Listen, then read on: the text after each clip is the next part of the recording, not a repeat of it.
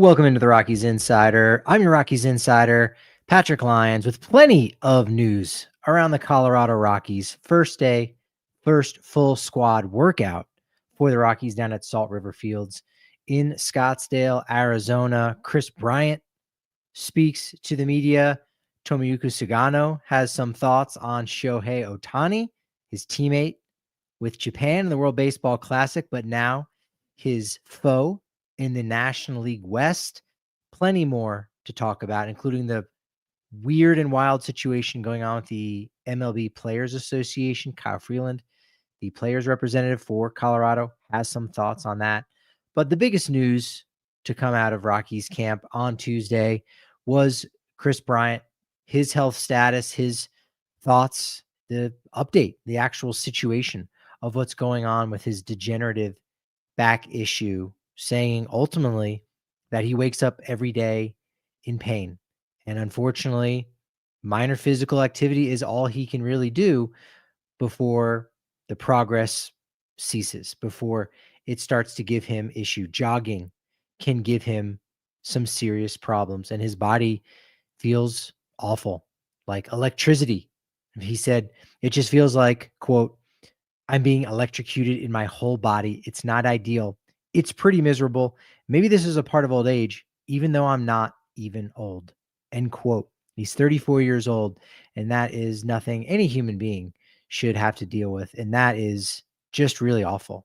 He even went so far as to say that anytime his feet hit the ground, he feels like he could fall over. So don't know if that's actually being dizzy or that's, again, just his body not being, or his legs not being able to keep up his body. So it just doesn't seem like there's any way, any possible way we're going to see Kris Bryant wearing a Colorado Rockies uniform in a game. And I phrased it that way because Warren Schaeffer spoke Tuesday morning about Kris Bryant and his status and how, the Rockies and the clubhouse, the organization, are still trying to support him mentally, because I imagine besides just the toll this is taking on his body physically, mentally, it can't be very easy. Even for healthy ball players, when their time in the spotlight is over, now they got to figure out, well, who am I? And that can be a hard transition for a lot of guys who've always just been top athletes and the greatest at their sport, their ability, whatever their hobby, whatever it may be. Now they are not. Now they are just a regular Joe like you or I, except, maybe they have a couple $1 million in the bank, tens, maybe even hundreds of millions of dollars in the bank. So you figure those things out pretty quickly. But for Kris Bryant, that's a struggle right now. As he said in the past, picking his kids up is a difficult task for him. So as a guy who loves his family, has a large family, and wants to be around that family and do family things with his sons, this is really difficult for him to do that. He played only 11 games last year, 37 in 2024, and it's just not a pretty scene. He said to MLB.com, quote, I honestly try not to let myself get there, thinking about the rehab, thinking about not playing very much over the last 4 years with the Colorado Rockies. But he continued by saying, when you're going through it every single day, you just try to make it day to day. I think people out there with chronic pain, you don't want to think about so far in the future because you're trying to get through the day. So I haven't let myself get there. So that's obviously very difficult for Kris Bryant to have to deal with this. And as I mentioned earlier, Warren Schaeffer and the team, they want to support him. And so might we see Kris Bryant in a uniform, not playing, but in a uniform? I think he obviously could offer a lot. That's what Schaeffer said. When you're a rookie of the year, when you're an MVP, when you've won a World Series in a baseball town where there was a baseball drought on the north side of Chicago with the Cubs, there's a lot of history there. You've seen a lot of things. You should be able to offer a lot to the younger players on this roster. And whether or not that comes to fruition, whether or not the Rockies do want to keep him around, if they think that he can be that kind of player, that kind of leader that's in the background, remains to be seen. So far, it from what it sounds like, he got his physical on Tuesday. They'll put together a game plan, and then he's just going to go back to Las Vegas and try to continue to do some rehabbing. But it does seem as if the Rockies' top brass probably just don't want him around at all. And how much does that have to do with the fact that maybe he doesn't contribute a ton behind the scenes? I've seen him do a good job leading some of the younger players. Granted, this was when he was more active back in 2023, looking after some of the younger players like a Nolan Jones. When Nolan Jones was able to cross a certain milestone that Kris Bryant had challenged him to, he ended up giving Nolan Jones a Rolex watch for his efforts for achieving that goal. So, certainly financially, he can participate in plenty of the games and friendly competitions that these players have. But how much is he actually doing that? Is that something that, again, the Rockies think that he may want to do? How much does Kris Bryant want to be around the game? How much does he want to give back to the other players in the clubhouse?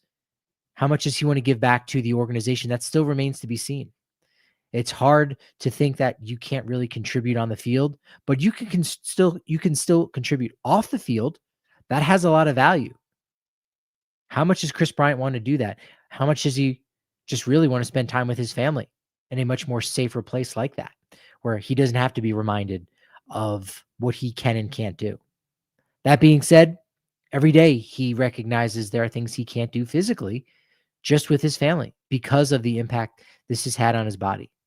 So this is truly awful that this 34-year-old young man really has such a debilitating pain already. It's awful. It's awful that he's dealing with that, but still has 3 more years left, $81 million over the next 3 years.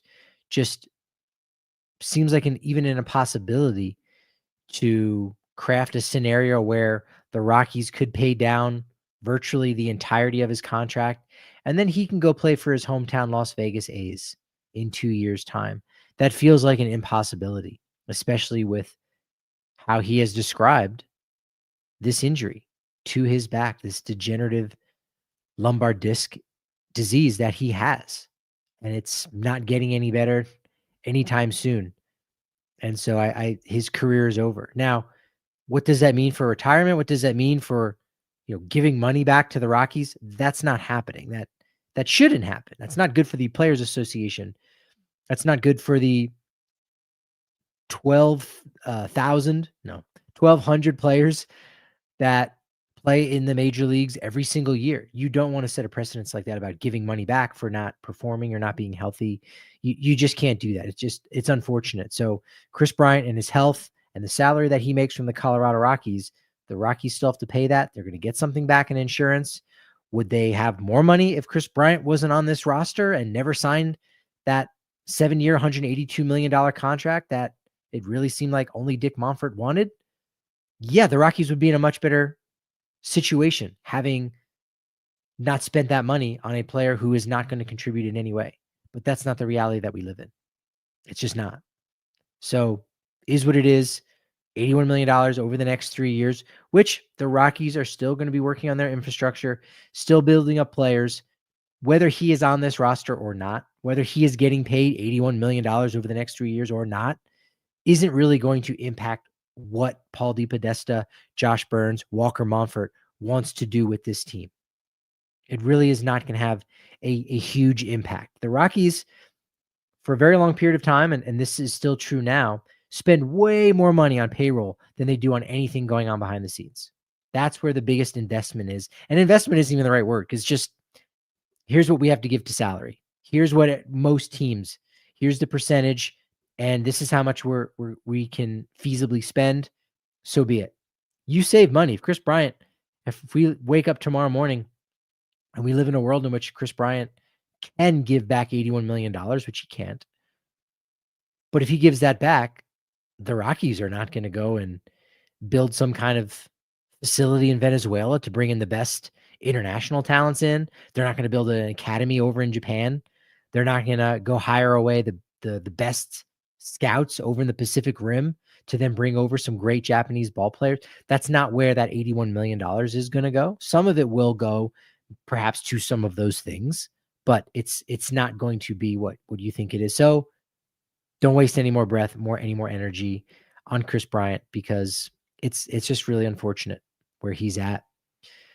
Warren Schaeffer, during his morning presser, besides talking about Kris Bryant, discussed Cal Karros looking great in camp. He is up 20 pounds from the end of last season.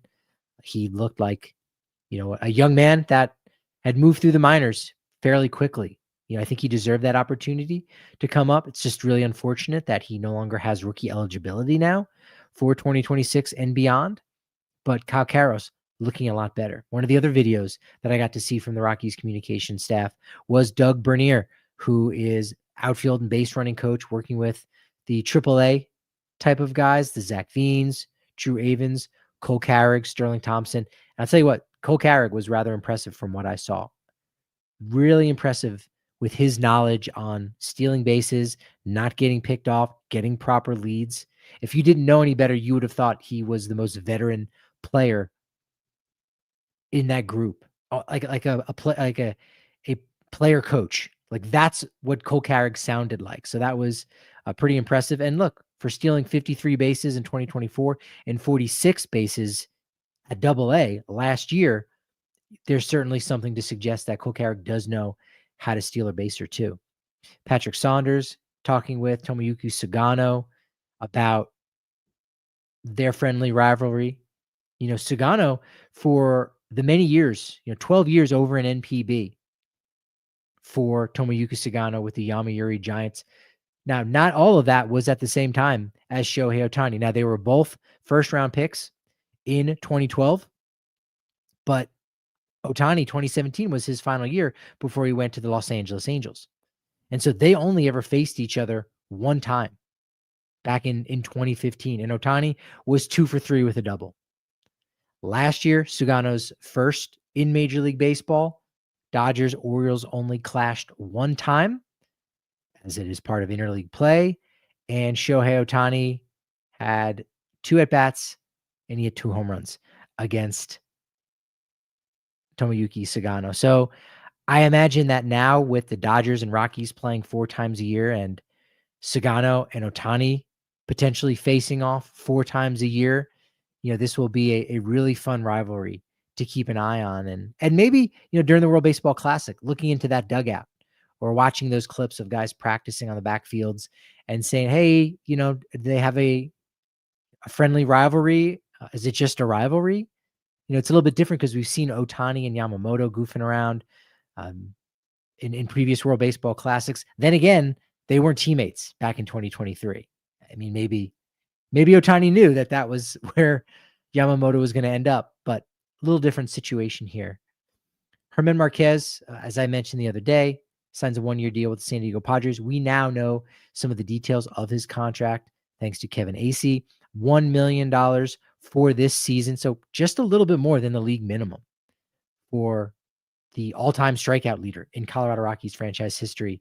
Still a very young man who's just barely on the wrong side of 30. There is a mutual option for 2027. Not entirely clear how much that would be. I imagine in the $2.5-3 million range. Nothing much, but he'll also be guaranteed $750,000 in a buyout. So he'll be guaranteed 1.75 for his time with the Padres, even in a worst case scenario. And performance bonuses this year could take him up to $3.25 million. That's less than what they are going to pay Griffin Canning to battle for one of the spots in the rotation. Walker Buehler also just signed a minor league deal with the San Diego Padres, which is pretty wild to think how the mighty have fallen. He made $18 million. You could say he made $21 million with the Boston Red Sox, because there's a $3 million buyout that he also got for the beginning of this year. So he was guaranteed $21 million by the Boston Red Sox, and now he has a minor league deal with the San Diego Padres. Finished out 2025 really good in 3 games with the Phillies, like outstanding, but it's 3 games. He doesn't get a major league deal himself. Rockies finalize finalize their minor league coaching staff throughout their system. And I say sort of because at High A Spokane, they still have to figure out who their bench coach and their hitting coach will be. So not totally complete at this point. in the chat over on YouTube. If you're listening to this on the podcast side, go over to the YouTube channel. And even if you're catching this after the fact, you can leave a comment and I will get back to you. Luke saying, do you have any beat on any of the front office contract numbers? Could you get what's Burns's AAV? That's a great question. No, it's hardly known how much money front office members make. It's even more rare to know how much they make. A little bit less rare, but still can be difficult to find out how long a general manager, assistant general manager, how long they have on their contracts. It's also just something that's not discussed quite as much because they are usually longer term deals, right? Maybe 3, 4, 5 years at a time. But it's never discussed, how much money front office people make. I imagine if you are one of those people, you're aware of how well certain teams pay their front office, pay their coaching staff, things of that nature. But no, it's not known. I've never known the answer to that. Do some people know? Maybe, but it's good luck if you can find it out there because I've never seen it, haven't heard about that, haven't asked around about it exactly, but I think that's a great question. So the coaching staff, Pedro Lopez back for this 4th season with the Isotopes. Craig Bjornson joins the team as Albuquerque's pitching coach. He comes over from AAA Gwinnett in Atlanta's system where he was the bullpen coach there at the Gwinnett Stripers. So one of only a few coaches from outside the organization. Luis Lopez takes over for bench duties where he was the bench coach in Hartford last year. Matt Snyder is now the hitting coach in AAA. He served the same role for the high A Jersey Shore Blue Claws of the Philadelphia Phillies system. I mentioned last week, Robinson Cancel back as the AA manager. Michael Ryan is now the bench coach. He was the bench coach last year for Albuquerque. Jerry Sullivan joins the organization. He was a pitching coach last year in the West Coast League, which is a summer collegiate league in the Oregon, Washington State area, was the pitching coach for the Bend Elks. He's 38 years old. This will be his first job within professional baseball, or at least within the affiliated baseball. Zach Osborne back as the hitting coach for the Yard Goats in High A Spokane while they await their bench coach and hitting coach. What happened to their hitting coach last year? Tom Soteris. He is now the manager. So Tom Soteris, if you want to look at some of the longest term or longest reigning coaches within the minor league system, Tom Soteris is up there. And Tom Soteris is a Jersey guy like myself. So really good to see him around. I told him he didn't have anything to worry about. I told him that, Warren Schaeffer is more likely than not coming back. I don't think they're going to totally clean house in the minor leagues. They want some consistency. They want some turnover. And I thought, from everything I'd heard from people inside the organization and how great, his players speak of him and the results that he's had, I had no doubt that Soteris would be back now as a manager. So congratulations to Manager Dirt. Blaine Beatty back, his 29th season coaching, his 8th in the organization, will be the pitching coach. At Single A Grizzlies, Single A Fresno, Cesar Galvez, his 2nd season as the Grizzlies manager. Dave Keller back as the bench coach. Jeff Brown, 1st season as the pitching coach after serving as the director of baseball operations and player development at Seattle University recently. Jeff Brown was the guy that was at Bend Elks. I think I said it was Jerry Sullivan. That was incorrect. That was incorrect on my part. Greg Jones will be the hitting coach for the 2nd consecutive year. And it looks like the Arizona Complex League and the Dominican Summer League is pretty much the same general crew that they've been rolling out. And frankly, they've had a ton of success. So that definitely makes a lot of sense for them to have that. So that's the update on the coaching staff, the update on the MLB PA. The players union, not great right now, especially as we're less than a year away. I mean, gosh, we are 9.5 months from the current CBA ending and a potential lockout. And now the head of the Players Association, Tony Clark, unexpectedly resigned early on Tuesday morning. Surprise to a degree. I mean, he was being investigated in New York because of a company that he had co-founded with the NFL Players Association that may or may not have improperly granted himself some equity in that company. There's some claims of nepotism and other corruption and mismanagement. The nepotism stuff may stem from the fact that, he hired his sister-in-law, and it came out that they may have an inappropriate relationship. And this isn't, his wife's sister. It isn't his brother-in-law's wife. It's actually his brother's wife. So things not looking good right now for Tony Clark at the moment, and or the Players Association. Kyle Freeland, who is now the player representative for the Rockies after Austin Gomber had been so for the last few years since he had arrived following the Nolan Arenado trade, said of Clark's resignation, a little bit shocking. Quote, Tony's been in that position for quite some time. I woke up to the same news that you guys did. I don't have much information on it right now, but I'm sure later today when we all get together, we'll have more information on it. They did meet, and Brent Suter was there. You had Marcus Simeon as some of those guys, and they did not vote on any new leadership. So still waiting to hear exactly what's going to happen with that, how the Players Association is going to proceed in a critical year, a really critical year, with the owners really trying to clamp down on the Players Association. And I'll say this, I'll talk more about it next week, but I feel pretty good about the lockout. We may get one, but I don't know that we're going to lose all of 2027. I don't even know that we're going to lose most of 2027. I feel pretty good, and I'll let you know soon enough.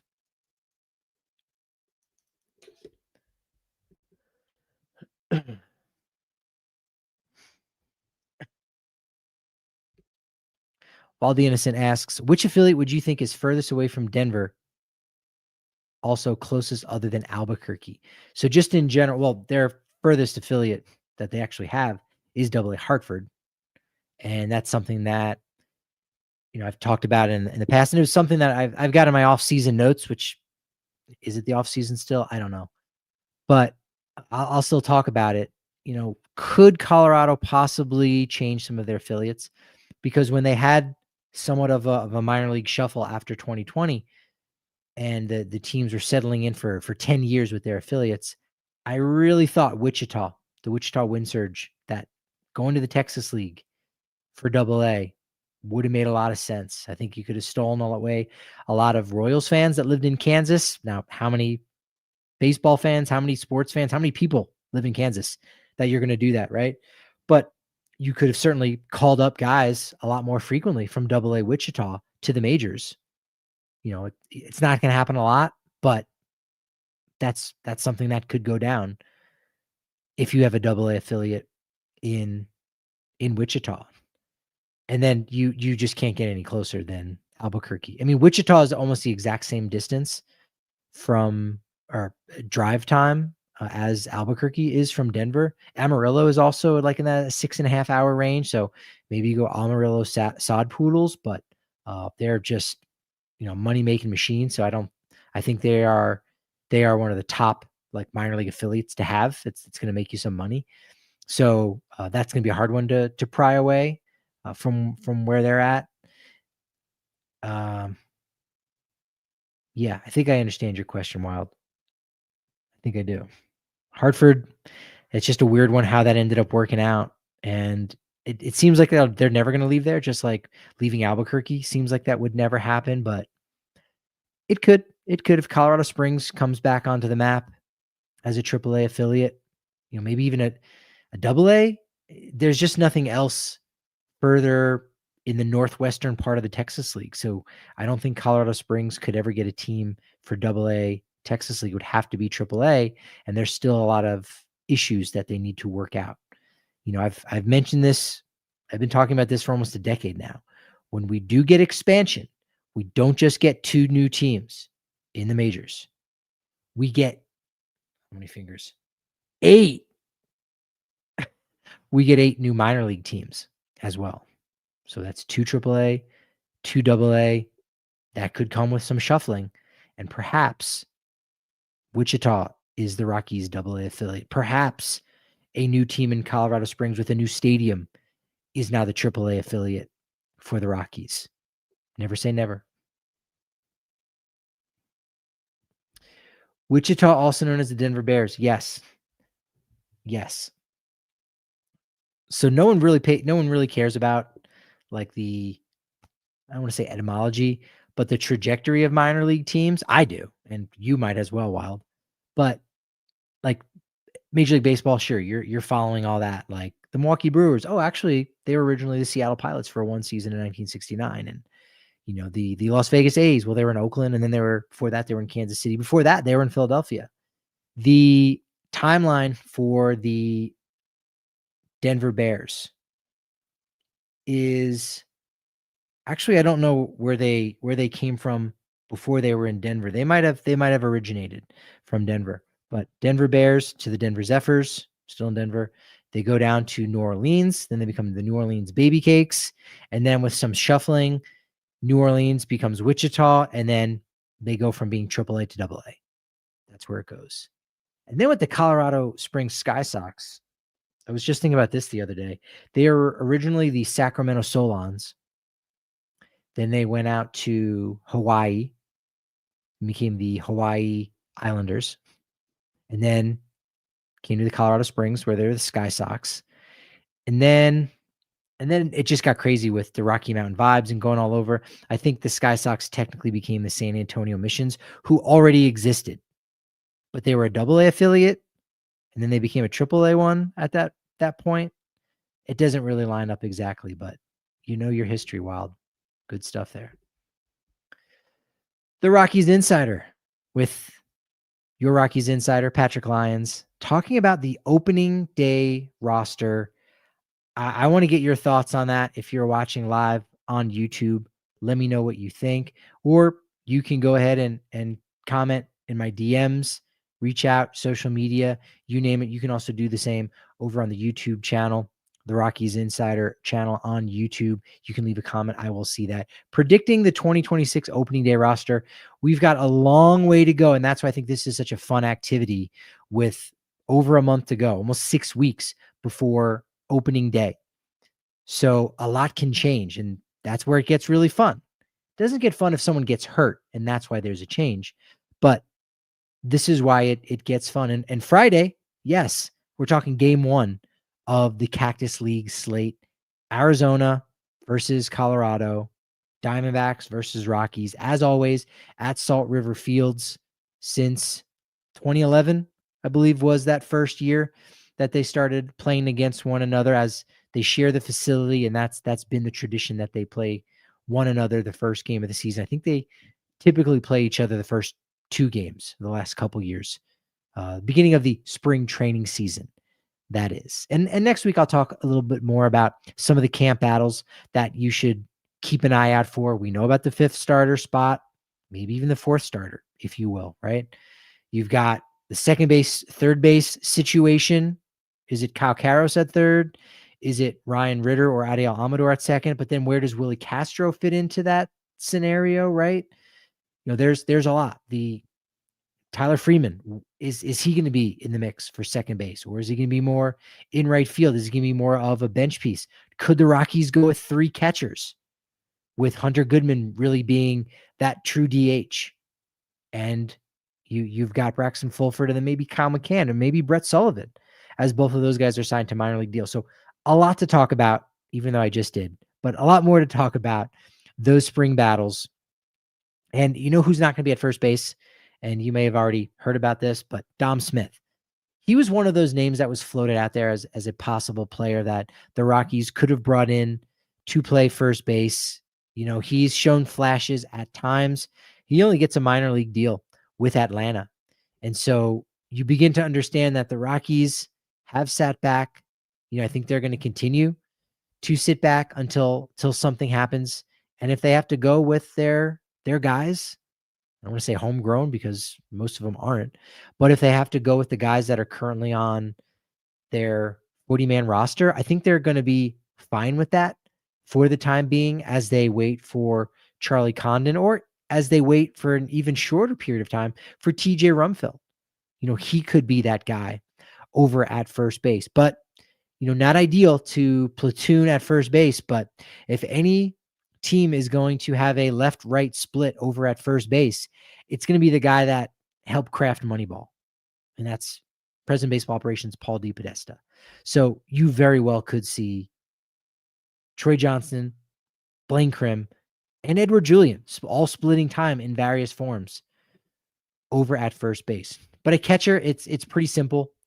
Right now it's Hunter Goodman and Braxton Fulford, and you hope that's how it goes down, because that means A, both those guys are healthy, and B, that the bench is strong enough that you're not thinking about carrying that third catcher. You're not thinking about McCann or Sullivan so you can DH Goodman. It also suggests, that after his first year as a professional catching full time, that Hunter Goodman's body rebounded and is going to continue to rebound. So, it might end up being that Braxton Fulford catches 60% of the time. He catches 3 of the 5 starters, and Goodman is starting for 2 of the 5. And then he is the DH essentially 2 of the other 3 days that he's not behind the plate, and you can keep him fresh. That's not a bad strategy. I don't think you're grinding Braxton Fulford down to a stump by any means, no. But it does allow you to keep Goodman sharp, which has a lot of value. And it does, show some of Fulford's abilities out there, getting his bat in the lineup, the fastest catcher in all of baseball. So that's very exciting. They're both healthy. The bench is really good. Again, this is just the chalk. This is how things are reading so far in the early going for this team. Let's get some of your predictions in the chat. McCarthy in left field, Doyle in center, Beck in right. I think you might flip those with Beck in left field, but maybe not. We'll find out.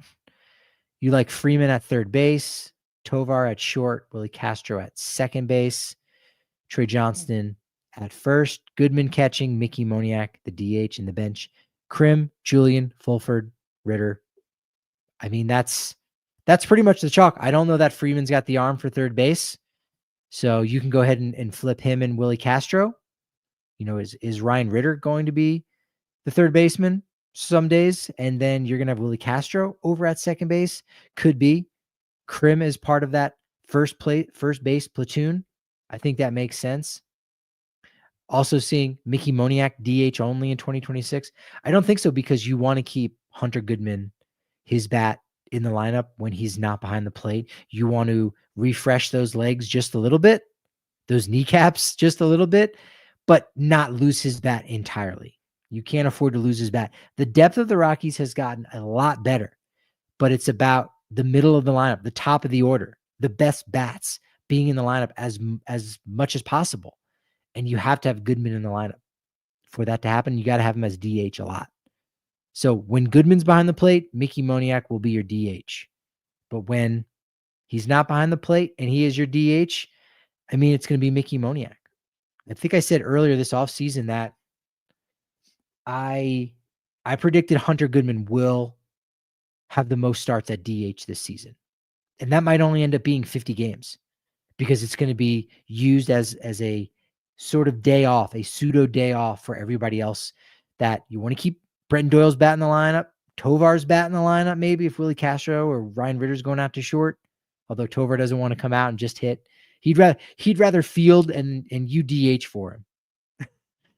Michael Lorenzen is going to pitch, hit ninth, and the DH is going to be used for Tovar because Tovar wants to play defense. He'd rather play defense than just hit as the DH. But I think Goodman will end up with the most games started at DH, and then it's going to be everybody else getting a day off their feet, but keeping the bat in the lineup. How many at-bats in the chat? How many at-bats each are you giving Crim, Johnson, Julian before you want to see Rumfield? A lot of that's going to have to do with how much is Rumfield ready. Because Johnston can play corner outfield a little bit. And really, you're looking at almost a Michael Toglia 2.0. He's a little bit older, but we saw Toglia play some right field adequately. Good arm, but right field and first base. Edward Julian can also play second base. Let's not forget. I think that's probably a better position for him. And then you've got spots. So Krim is really the odd man out because he doesn't have that kind of flexibility. And that is something that Warren Schaeffer has talked about a lot so far this spring. He's excited about the flexibility of this roster. There's a lot of potential to mix and match with players who can play multiple positions. And Schaeffer also has a lot of lefty, righty hitters. Willie Castro's a switch hitter. So right there, that's 2 for 1. He can play anywhere that you need. He's never played first base, I don't think. He's never caught in a game. But he probably is the third. He's probably the emergency catcher. Like that's just how it goes. But a lot of flexibility is going to allow Warren Schaeffer to get that much more out of this Rockies team. It wouldn't be surprising at the end of the season, their expected win-loss record is a lot lower than their actual win-loss record.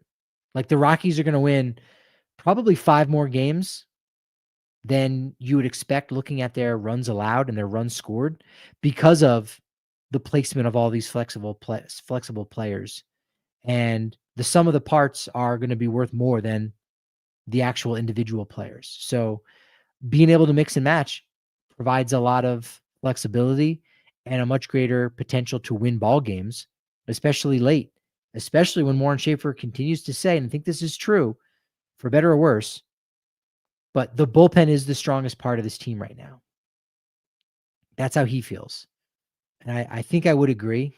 I don't think it's by a lot, but I think the bullpen is probably the strongest part. So, if you go back to the days of the Blake Street Bombers, which this team is not, it's very far from that. But if you go back to the Blake Street Bombers, they believed 2 things. One, that despite the amount of runs that their starting pitching might give up, they can still get those runs back late in the game, and that their strong bullpen could keep the other team at bay. Now, it might not go exactly like that, but if the Rockies can chip away late in ball games and their bullpen can hold on to, the score and keep it where it's at, then the Rockies are going to win that many more games than you would expect, given the fact that they've given up this many runs on the season, and they've only scored this many runs. That's where the projected win-loss record, the Pythag win-loss record, comes from. So I think they'll probably end up winning 5 extra games through all of these various platoons. And Blaine Crim, going back to your question, if Blaine Crim is only going to be able to play first base, that's going to leave him as the odd man out. And, the Rockies could very well think that he is a player that could go unclaimed on waivers and he could stay within the organization. In the chat, wasn't Stallings considered the slowest or close to slowest catcher in Major League Baseball? He was. Jacob Stallings was so slow. How slow was he? He was so slow last year and through much of his career that he did just accept a job in the Pittsburgh Pirates baseball operations department. So good for him. Jacob Stallings, great baseball mind. He is now back with the Pirates, working in their front office in the baseball operations department. So that's really cool. That's good for him to see that. Also in the chat, how many games Moniak going to get in the field? Let's put that at 65. That's where that one feels like. Colorado Sports Talk. Good to see you, buddy. Are you going to Arizona? Yes. Middle of March is when I'll be down there.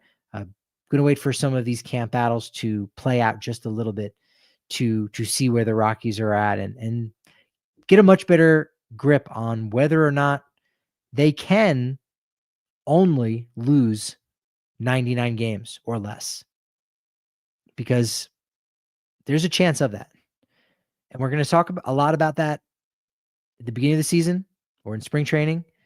And once the season begins, it's going to be a lot harder to think about that because they've got a very tough schedule in April. So they're going to get off to a bad start, but I think winning 63 games or more, 63 games doesn't mean anything, right? But that's how many wins you would have if you only, quote unquote, lost 99 games. So 63 wins is going to be on the table, and I'll get a much better feel for this team, this roster, the potential of these players later on in spring than right now, which is typically when I like to go down, right when the games start up, a little bit before that, next month is when I'll be there. Wild saying in the chat, I'm skipping Arizona for WBC in Houston. I like that. Last WBC in 2023, I had an opportunity to go down there, and it would have been really tight. And I just told myself, Patrick, you'll have more opportunities to go cover the World Baseball Classic because you'll already be there in Arizona. Well, guess what, Patrick? 2026, they're not in Arizona. So good for you for going down there to check that out. So let's get back to this projected lineup. First base, I think Blaine Crim is going to be the right-handed bat. And then from the left-handed side, I think it's going to be Troy Johnston. And then Edward Julian is going to be splitting time with Tyler Freeman at second base as the left-handed hitting component to Tyler Freeman at right on the right-hand side. And then Julian's also going to play a little bit of first base as well. I don't think he's going to get as many reps over at first base than he will at second base. It'll be interesting to see what happens with Tyler Freeman because his value as a corner outfielder pales into comparison as what he could be at second base, putting the ball in play. We know Tovar is going to be there at short. Willie Castro, we know, is going to be there on the bench. And, that's one more bench spot that's out there. Is it going to be Kyle Karros? Is it going to be Ryan Ritter? Or could it be Adiel Amador? I still think there's something there with Adiel Amador. Will he even be as effective as Ryan Ritter will be or Kyle Karros in their career? Maybe not. Maybe he needs a change of scenery. Like, someone like a Yanquiel Fernandez, who, after being designated for assignment, you might not have seen the follow-up on that, but no one claimed him off waivers. So Yanquiel Fernandez now in AAA with the New York Yankees. But Kyle Karros, it's hard to say who is going to get that spot. I think Ryan Ritter, because of what he was able to do last year, even in a short-term role, I thought handled himself really well. There just becomes a question of, who is it most important to get regular everyday at-bats in AAA? Is it more important for Adiel Amador to do that, or Kyle Karros, or Ryan Ritter? Who would benefit the most from going back down to AAA? Because if you're not playing regularly, like if Ryan Ritter is truly going to be on the bench, I don't know how much that really helps him out, unless you're just saying, yeah, you know what? He's the Pat Valaika, where he was never truly a starter in the majors, came up off the bench, but was an impact player off of the bench and contributed. There's that potential. In the outfield, we know the four guys in Jordan Beck, Bretton Doyle, Jake McCarthy, who's going to be out there regularly, and Mickey Moniak, who will be the DH when you're looking at that threesome right there. Where it really gets interesting, and this isn't so much of a camp battle as it is just part of the story for this season, is the fact that in AAA, there's going to be no less than 4 top prospects for the Rockies kicking around, knocking on the door to Denver saying, can we come up and play regularly? We would like to show what we can do. Zach Veen probably leads that list because he's the only one who's debuted just yet. Sterling Thompson just added to the 40-man roster. He's making some noise. Doesn't really have a true position, but he can play the corners. He's going to have to knock the loudest, I think. But then you've got Jared Thomas from the 2024 draft with Charlie Condon. And you've got, arguably the best outfield prospect in the system in Cole Carrick. And the nearly 100 stolen bases combined over the last 2 years. It's 99. But still, you've got those guys knocking on the door. And you've got other teams potentially interested in Bretton Doyle's services and his Gold Glove abilities in center. Almost a Gold Glove caliber. No, it's just he's a Gold Glover. The last 2 years, the numbers were really strong last year as well. Nobody ran on him, so didn't get the opportunities to throw players out at home or third base, trying to take the extra bag or what have you. And maybe even Jake Carthy, you're able to extract some value there. Or Mickey Moniak. This feels like for the first time that the Rockies have trade chips that you're not excited for the Rockies to trade away, but you're excited at the potential of, hey, what could you really get for this guy? What could you do if you were someone who ran the Rockies, who had good relationships with other teams and wasn't afraid of taking some risks, wasn't afraid of the backlash that you might get from, oh, you're trading this guy? Of course, that's what the Rockies do. They're a minor league team for all the other 29 clubs in MLB. They're trying to build something. And to build something, it may require making some trades of popular players. I said it before that tanking was the one strategy that the Rockies had never tried. And this was in and around the time when they traded Nolan Arenado, and it felt like, what's the point? Right? What is the point now when you're trading a franchise player like Nolan Arenado and you're not going to bring back John Gray, you're not going to bring back Trevor Story? What's the point? And then for all of those people that I think were really worried that maybe the Rockies would attempt tanking and trade away all their best assets, and how frustrating and difficult that could be following the Rockies for a couple years, they said, well, hold on. You want to make sure you tank appropriately, because if you don't, I mean, it's not going to work, right? If you don't tank the right way, maybe you only get one playoff appearance or two, or you don't win a World Series, or you don't make a deep run into the postseason. And I think that's a fair point. But here we are now,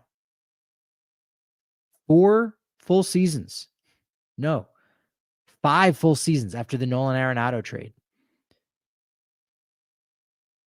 And the Rockies are no better off than if they would have tanked. Even if they would have tanked with Bill Schmidt in charge or anyone else running the ship, and you didn't trust that they were going to tank appropriately, would the Rockies still have lost 119 games last year? Probably not, because they would have extracted value from their assets, which they didn't do. Now, granted, they probably still would have averaged, 108 losses over 3 seasons, but they wouldn't have had to restart all over again like they're doing now in 2026. So you see Brenton Doyle, you see Jake McCarthy, who McCarthy has only just arrived, but still you look at them as players that could end up bringing back something of significance to an organization that needs players of significance. That's kind of exciting. That's kind of exciting to think that maybe the Rockies are the first one to get on the board in the middle of June, when teams are looking to do a deal. Someone gets hurt from a contender and the Rockies jump in immediately. They poke their head in the door and go, hey, we've got so-and-so. It's going to cost you, but we'll move this early in the year. I know the kids just got out of school and they're starting to come to ball games, and we're selling a couple of jerseys of this player, but we're trying to win a championship here. We're trying to rebuild something. What do you have to offer? It's exciting to think that the Rockies could be at the forefront of a rebuild rather than just letting a rebuild happen to them, which is where they're at right now. Looking at the chat, Rockies win 49 and lose 100. And don't play 13 games? You're bearing the lead there. That's exciting to think. It's not exciting to think, but that's interesting to think. How about the starting rotation? I mean, we know Kyle Freeland, Michael Lorenz, and Tomoyuki Sugano are going to be there. Jose Quintana. Those are your 4 guys right there. And then the number 5 spot, I said it, I think at the beginning of this week, but Ryan Feltner, I think, has the edge over Chase Dollander, who could benefit from a little bit more seasoning. Tanner Gordon, who was essentially their ace in many ways. I really think it was Kyle Freeland at the end of the adjustments. But Tanner Gordon got, plenty of credit, plenty of accolades. He won that start against Shohei Ohtani and the Dodgers in a 4-game series that they were able to split. So that's something. But I think Dollander will probably start the year in AAA. And He'll get a little bit more seasoning, and the next time you see him, he'll be that much more ready. Now, the bullpen is the last and final area to talk about. And what I find interesting with the bullpen that's a little bit different this year than last year, although it's still a little bit true. Last year, it felt like everybody that they had in the bullpen had options that could go back and forth, and it allowed you to stay really fresh. And some guys, they might have been fresh, but they weren't getting the job done. So you didn't see a ton of them, right? Like a Luis Peralta. You didn't see him as much as you thought you were probably going to. But you don't have a ton of players right now with flexibility, with options. You've got 3 options each for Victor Vodnik and Seth Halverson. And if both those guys are healthy, which you want them to be, you hope that they are, they're not going to start the year in AAA. That's your 8th and 9th inning guy. That's not the end, right? So those guys will not get optioned. They're not helping your depth, so to speak. I don't want to say they're not, but their contract situation doesn't necessarily help them. You've got 1 option each for Juan Mejia and Brennan Bernardino. And Mejia and Bernardino, you look at their numbers from last year, you say, oh, those are 2 of the better guys in the Rockies bullpen. They shouldn't go down. And yeah, maybe they shouldn't. But if they don't get it done in spring training and they've got a couple things that they need to work on, that's a wonderful thing. You start them in AAA, and that means there's going to be 1 or 2 other players that take their spot and hopefully can pitch that much better in the majors, while Mejia and Bernardino get their poop in a group, and then they come back up and contribute when someone gets hurt or when someone's ineffective. So it's really Mejia and Bernardino, because Senzatella doesn't have any more options. Then again, you designate him for assignment, nobody is going to claim him on waivers. I believe he also has the rights to opt into free agency. So he may not want to come back. So that doesn't exactly help your depth. RJ Pettit was a Rule 5 draft pick. And if he doesn't make your team, then you can't have him. That's that.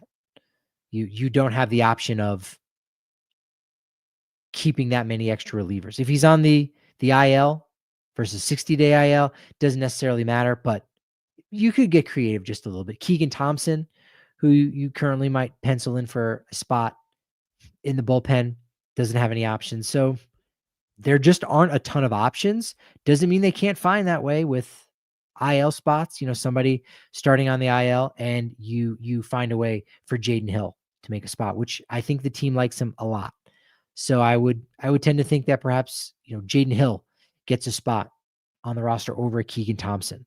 But if you go that way, is Keegan Thompson going to play ball? Are you going to lose him if you designate him for assignment? If he's not very good in spring, then that's a non-issue. Nobody's going to scoop him up. But if 1 or 2 of these relievers are on the IL, Jaden Hill is a slam dunk there. Same for Zach Agnos, who, if he's healthy, he's going to be amongst their best. There's Luis Peralta, and there's Wellington Herrera, who just got added to the 40-man roster and looking to make his major league debut. So there's depth there in the bullpen, no doubt about it. I think John Brebbia also has a decent shot at making the opening day roster. How does that work out with what they currently have with, again, just Mejia and Bernardino as players? Reasonably, you could think about optioning to the minors to start the season, but even then, Bernardino is your only left-handed option. So that's not happening. So if you go from roster resource and what they've got, Juan Mejia is the only guy you can sub out. And you can only sub in either Wellington Herrera, Jaden Hill, Zach Agnos, or Luis Peralta. Someone will get hurt, unfortunately. Someone will clear waivers because they were really bad in spring, and they'll stick around. And the Rockies will still be able to maintain a certain level of depth. In the chat, Ryan Feltner at Rockies Fest looked like he was really pumped to be back in the mix. Yeah, he worked hard this offseason. So I think he's going to be in a great spot too, as more likely than not the number 5 starter. Again, it doesn't really matter at a certain point in the season because there's just that turnover. It's just that first run through. But as the number 5 starter, he's going to be facing lesser opposition, and that could help him out a lot and secure a few more pitcher wins. Not that it means anything, but even still, He looks great, and I think if he's healthy, he's going to have a spot in that rotation. He's going to have that fifth spot, but that's a highly contested spot right now for the Rockies, the number 5 spot. I'll talk about that and so much more with the camp battles next week. Plenty more of the Rockies Insider, and make sure you go over to the channel because I've got exclusive video that you're not going to see anywhere else. Players, interviews, guys doing their thing. Tomoyuki Sugano, do you want to see what his pitch mix looks like a little bit? What are his mechanics like? I've got video of that. Hunter Goodman talking about Kenneth Walker, the 3rd Super Bowl MVP for the Seattle Seahawks. They played high school football together. That's insane. So a lot of really good content over there. Please make sure you check that out. At Patrick D. Lyons on X, at Patrick D. Lyons MLB on TikTok and Blue Sky, and the Rockies Insider channel over on YouTube. Appreciate you dropping by and giving me some wonderful momentum. But momentum, as you know, is only as good as my next show. So, of course, I'll talk to you then.